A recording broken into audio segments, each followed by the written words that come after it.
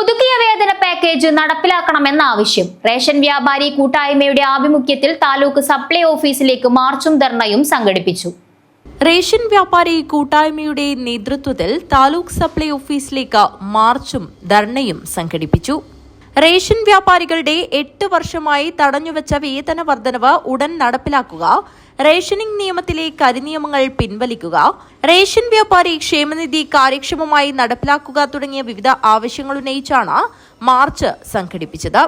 തുടർന്ന് നടന്ന ധർണാ സമരം സംസ്ഥാന സെക്രട്ടറി എ നടരാജൻ ഉദ്ഘാടനം ചെയ്തു. കാര്യത്തിൽ യാതൊരു തീരുമാനവും സർക്കാർ തലത്തിൽ കൈക്കൊണ്ടിട്ടില്ല.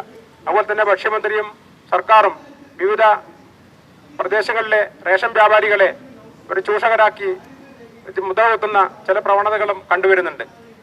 ഈ 2018 പാക്കേജ് നടപ്പിലാക്കുന്നതിന് വേണ്ടി ഒരു പതിറ്റാണ്ട് കാലം അല്ലെങ്കിൽ ഏതാണ്ട് 8 വർഷത്തോളം ഞങ്ങൾ താലൂക്ക് തലം മുതൽ ജില്ലാ തലം, അതുപോലെ തന്നെ സെക്രട്ടേറിയറ്റ്, നിയമസഭാ കവാടം, രക്തസാക്ഷി മണ്ഡപം, അതുപോലുള്ള സ്ഥലങ്ങളിൽ രാപ്പകൽ സമരം എന്നിവ ഞങ്ങൾ നടത്തുകയുണ്ടായി.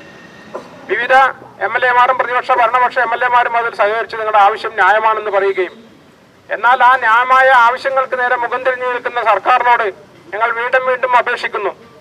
അതിനുശേഷം ഞങ്ങൾ കടയടച്ചിട്ടുള്ള സമരത്തിലേക്ക് ഞങ്ങൾ കടന്നു. കടയടച്ചിട്ടുകൊണ്ട് അടച്ചാൽ ഞങ്ങൾക്ക് താല്പര്യം ഉണ്ടായിട്ടില്ല. കാരണം പൊതുജനങ്ങളോടുള്ള പ്രതിബദ്ധത കാരണം മാത്രമാണ് ഞങ്ങൾ ഈ കടയടച്ചിടാൻ തയ്യാറാകാത്തത്. താലൂക്ക് പ്രസിഡന്റ് റസാഖ് അധ്യക്ഷത വഹിച്ചു.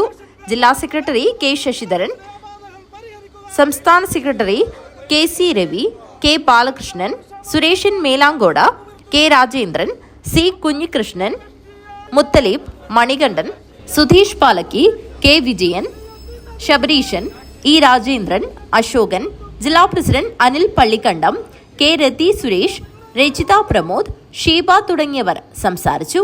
News bureau, Kanhangad.